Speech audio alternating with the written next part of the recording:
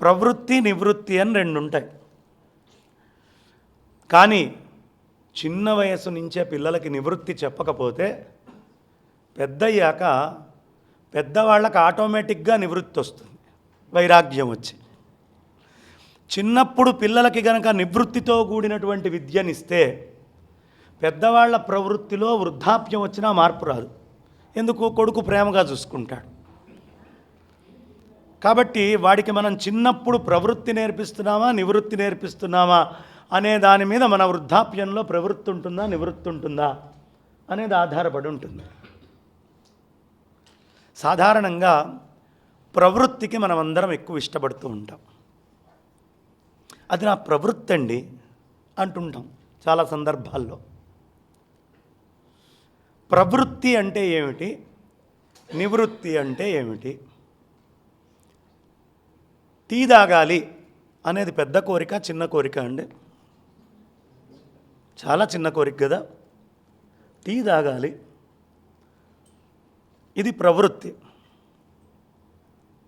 దానంతట అది ఎప్పుడు టీ వస్తే అప్పుడు తాగుదాం, మనం ఆ కోరిక ఉంచుకోకూడదు, ఇది నివృత్తి. ఏమిటి రెండిట్లో తేడా? ఎవడు కోరికతోటి పని చేస్తాడో వాడికి ఆ కర్మలన్నీ కూడా అంటుకుంటాయి.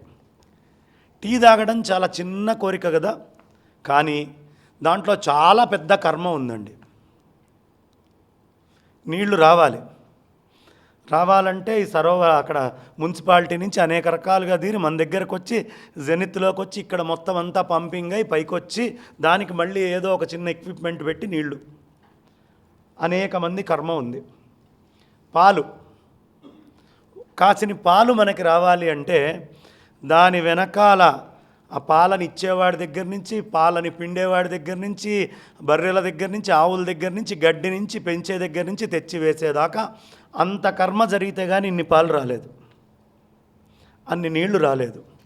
అంత పంచదార కోసం ఓ చెరుకుగడ ఫ్యాక్టరీ నుంచి మొదలుపెట్టి ఆ వేసి పండించే రైతు దగ్గర నుంచి మొత్తం మొదలైతే కానీ మన ఇంటికి అంత పంచదార రాలేదు. ఈ పదార్థాలని కలిపి అందులో మనం కొంచెం టీ పొడి, అది ఎక్కడో మళ్ళీ ఏ కొండల మీద అదే ప్రాంతం నుంచో ఎక్కడో మొత్తం తయారై అంతమంది కర్మను అంటుకొని వస్తే తప్ప, అంటే టీ తాగాలి అనే చిన్న కోరికలో ఇన్ని కర్మలు మన వెనకాల ఉన్నాయి.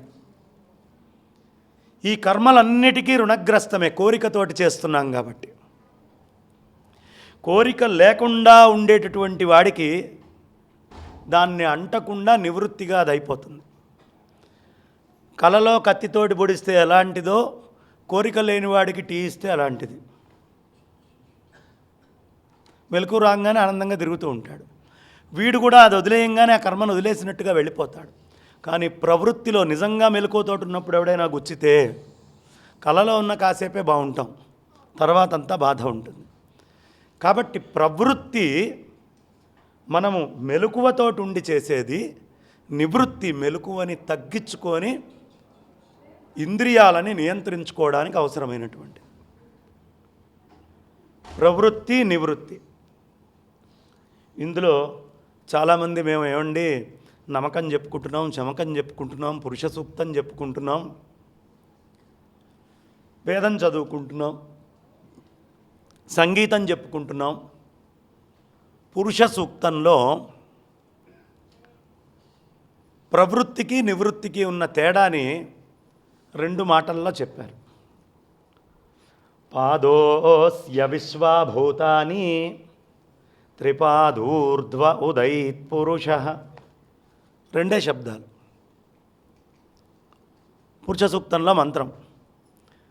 ఇందులో ప్రవృత్తి నివృత్తి ఎక్కడుందండి, ఏమైనా అక్షరమైనా వాడబడ్డదా అని మీరు అడగచ్చు. ఇందులో ప్రవృత్తి నివృత్తి 2 చెప్పారు. పాదోస్య విశ్వాభూతాని, ఒక్క పాదం మాత్రమే, ఆ పరమాత్మలో ఒక్క పాదం మాత్రమే ఈ విశ్వాభూతాలన్నీ కూడా, మీరైనా నేనైనా నీళ్ళైనా చెట్లైనా మేడలైనా భవంతులైనా మిద్దెలైనా రాళ్ళైనా ఆనందాలైనా సుఖాలైనా అన్నీ కూడా ఒక్క పాదమే. పాదోస్య విశ్వాభూతాని, మనకు కనిపించని 3 పాదాలు ఉన్నాయి. అదంతా నివృత్తి మార్గం. త్రిపాదూర్ధ్వ ఉదయిత్ పురుష